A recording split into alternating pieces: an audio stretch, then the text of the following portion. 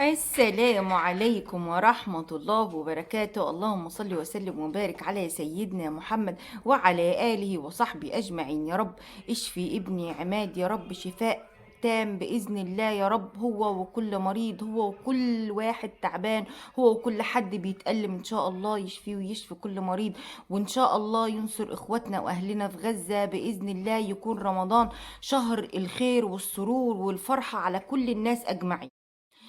في حاجة عايزة أتكلم، لا ولا خلي الحاجة اللي أنا عايزة أتكلم فيها دي يا في آخر الفيديو، يا إما بقى أتكلم فيها لوحدها علشان ما علينا. زي ما انتم عارفين يا جماعة إن إحنا عايشين عصر اللي هو يا لهوي هي غلي التاني. هو في ايه يعني؟ انت كل شويه جوزك جاي من السوق ضارب بوز في ايه يا عم؟ اصل الطماطم مش عارفه بقت كام، اصل الفراخ بقت بكام. وبمناسبه الفراخ، فكيلو الفراخ النهارده ب 106. 106 دول مش يعني على ايامي بقى، يعني كنا مثلا نجيب بهم ال 106 دول نجيب بهم فرختين على ايامي، ده اللي هو مثلا من سنه كده كنت ممكن تجيب فرختين بال 106. كان كيلو الفراخ اقسم بالله ب 35 جنيه، هتجيب فرخه 2 كيلو ب 70 جنيه، اديك جبت فرختين ب 140 جنيه. كمل كده شويه على ال 106 هتلاقي نفسك جبت 140 جنيه فرختين. فانت لك ان تتخيل هتقعد طول على ايامنا.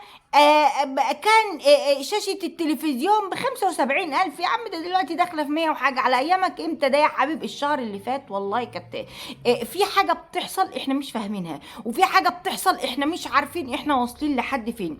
تطلع الحكومة وتحل المشكلة؟ لا ما تطلعش. تطلع الحكومة وتحل الازمة، حتى ازمة التجار في الشارع هي مش عارفة تسيطر على الاسعار.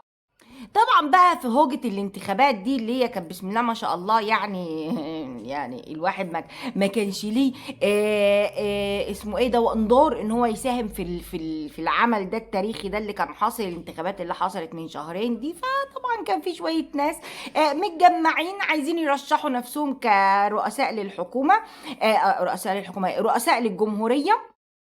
وكان في واحد الحمد لله ان هو ما نجحش، هو كده ما كانش هينجح يعني، هو جاي كده عشان المنظر بس، ما علينا. كان رئيس حزب الوفد اسمه عبد السند يمامه تقريبا. فالاستاذ بقى يمامه قال لك ايه، بيقترح بقى كده ان هو مقدم طلب او مقدم حاجه للحكومه والمجلس الشعب، ان هم ازاي يوفروا دولار علشان نقدر نعدي الازمه الاقتصاديه. قال لك ايه، طب هناخد من حصيلة قناة السويس، ما هي دي برضو حاجة بتدخل لنا عملة صعبة ونقدر. قال لك لا لا لا. قال لك طب ايه، هنفتح استثمارات اجنبية ونبدأ بقى ان، قال لك لا لا لا. طب نشوف ايه، طيب الاستثمارات الداخلية نجيب اجانب من بره. وقال لك لا بقى انا هعمل حاجة جميلة. قال لك بقى هتعمل ايه بقى يا اخ يا ماما يا اللي تفتق ذهنك؟ قال لك مين ابن مصر؟ ها مين اللي يقف جنب امه؟ انا من ساعه ما شاديه ما غنت وقالت ما تقولش ايه اديتنا مصر، قول هندي ايه لمصر، وانا حاسه بطمع في الموضوع. بس ما علينا. قال لك بقى إيه الحاج يا ماما ده بسم الله ما شاء الله. قال لك حبيب قلب ماما، حبيب قلب ماما اللي طفحان الدم، اللي لم الهدوم والهموم واللعب وصورة حبيبته اللي بين الكتب وسافر هج وساب لنا الدنيا. يعني سابها له مخدره، ساب ابوه التعبان وامه التعبانه اللي قعدت تعيط بالدموع عشان هو مسافر، ساب اخواته اللي ما حضرش فرحهم، ساب اخته اللي كان نفسه يشوف ولادها وهي بتولد، شاف عيال اخته سابهم برضه هم بيكبروا وهو مسافر، ساب عياله هو شخصيا واحد ورا واحد بيتولدوا. يعني بيجي حضرتك كده يشوف عياله ولد ولا اي حاجه يتولدوا وهو مش موجود، يكبروا وهو مش موجود. سافر بقى وسابها لنا مخدره. فجه الاخ بقى يا ماما ده قال لك ايه، انا بقترح ان هم ياخدوا من نخلي صلاح ليفربول يبعت لمصر 20% من راتب محمد صلاح. انا برضو اول ما قلت ايه يا عم العك ده، يعني شوف انا مش محمد صلاح، هو ما يعني ما بيني وما بينه هو مصنع الحداد، بس ما علينا يعني. بس انت برضك يعني تحكم على واحد تاخد فلوسه ليه؟ انا ما فهمتش برضك. قال لك والمصريين اللي بيشتغلوا في الخارج نعمل ايه بقى؟ قالك نخليهم يحولوا 20% من مرتباتهم عبر البنوك، بحيث ان هو يغير من البنوك بسعر البنك. يعني مثلا على اساس بقى اللي بره مسافر بره ده، نجيب سويرس، احنا مسافرين نجيب سويرس مسافر بقى هو، فيبعت البنك ويفك من البنك بالدولار بتاعكم اللي هو ب 32 ولا 34 ب 35 يا عمي، وهو في السوق الموازية ب 70، فيضيع عليه وعلى عياله برضو اللي هو سايبهم ورايح يطفح الدم ويطفح الكوته ومسافر وسايب عياله ومراته وامه وابوه واخواته وحاله ومحتاله ومتبهدل في البلاد من هنا لهنا، يشي يغسل طبقان شويه، ايش ما عرفش يشتغل كول سنتر شويه، ايش واحد من هناك يقعد يبيع ويشتري فيه في البلد اللي هو فيها، قوم احنا بقى يوفر الفلوس دي عشان يديها لمصر. وهي مصر اديت له اي حاج يا ماما؟ ما تقول مصر وقفت جنبه في ايه؟ احنا عندنا بيقولك ايه، انا ابني مسافر بيشتغل بره وقلت له انت لازم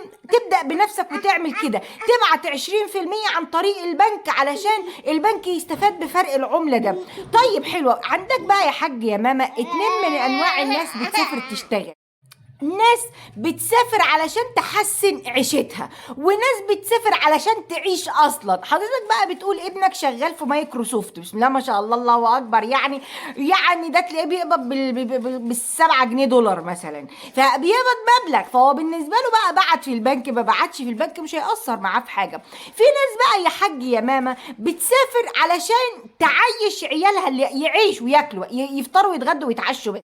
فتفتكر انا اقول له ايه ده اللي سايب عياله وحاله ومحتاله ومتبهدل في البلاد؟ اقول له ابعت لي ليه في البنك انا كدوله، او انا كمؤسسه بقى سياسيه، او انا كمؤسسه اقتصاديه، او انا ككيان دوله، امسك عليه زله بايه يعني؟ اقول له فاكر لما انا كمصر انت كنت عايز فلوس وجيت ميلت عليا وقلت لي يا مصر ما تسلفيني 20,000 جنيه وانا اديت لك؟ فاكر؟ طب فاكر انا كمصري لما انت ابنك كان عايز يدخل المستشفى وفي المستشفى قالوا لك لا تدفع تأمين 30,000 جنيه الا مش هندخله المستشفى يتعالج، وانا اديت لك كمصر؟ يعني قول للناس ايه؟ انت حضرتك بتتكلم تقول اي كلام، يقول لك انا قدمت المقترح ده ولازم، لا لازم ايه؟ إيه اللي لازمه يعني؟ لازم الدولة تاخد بيه علشان نقدر ان احنا نوفر عملة اجنبية يعني. وهي جت على فلوس ارمط، جت على الراجل الغلبان الشقيان ده اللي سايب بلده وسايب الناس كلها ورايح طافح الدم، رايح طافح الدم. يا جماعه ما تبصوش على اللي متغرب ده ان هو قاعد هناك بقى في البلد اللي هو متغرب فيها، طبق الكاجو بيتشال ينزل مكانه بعديه طبق الفستق يتشال فينزل بقى المعرفش ايه الكبسه والمندي طول ما قاعد بيتغدى جدي والكلام ده، بيبقى حالهم يصعب على الكافر. عارف يعني يصعب تلاقي مثلا ايه، ادخلوا كده على الجروبات تلاقوا اللي في المغتربين والكلام ده، يا عيني منزل حله قد كده، حله دي مثلا اللي هو كنا بنحمي فيها العيال الصغيره زمان، عامل لك فيها شويه فول ويقول لك بص انا عامل الفول ده عشان يكفي معايا اسبوع، مره هعمل بالسلطه ومره هعمل بالطحينه ومره هعمل بالبيض، علشان يوفر الفلوس عشان ده يشيلها من بقه ويديها لعياله. حضرتك بقى ما حسبتش المرمطة والبهدلة اللي هو اتبهدلها واتمرمطها دي تمنها كام بالدولار عندك يا حاج يا ماما؟ لما ابنك اللي شغال في مايكروسوفت يبعت لك على البنك ولا مش ما يبعت يا حبيبي، لكن انت ما تجيش تقول لي واحد شغال اللي بيبعته لعياله اول على الاخر ولا معرفش كام 200 دولار اللي قدر يحوشهم ما بعد ما طلع مصاريفه وفلوس السكن والحاجات اللي يحتاج. 200 دولار دول 35 جنيه فرق عن السعر الموازية، عن السوق الموازي، عن السعر العادي. انت بتتكلم في 7000 جنيه فرق سعر، 7000 جنيه فرق سعر. دول يعملوا لعياله حاجة، دول يعملوا لأهله حاجة. روح انت شوف مصر بقى، يعني شوف انت كنت هتيجي رئيس جمهورية، شوف بقى روح كلم بقى صاحبك التاني ما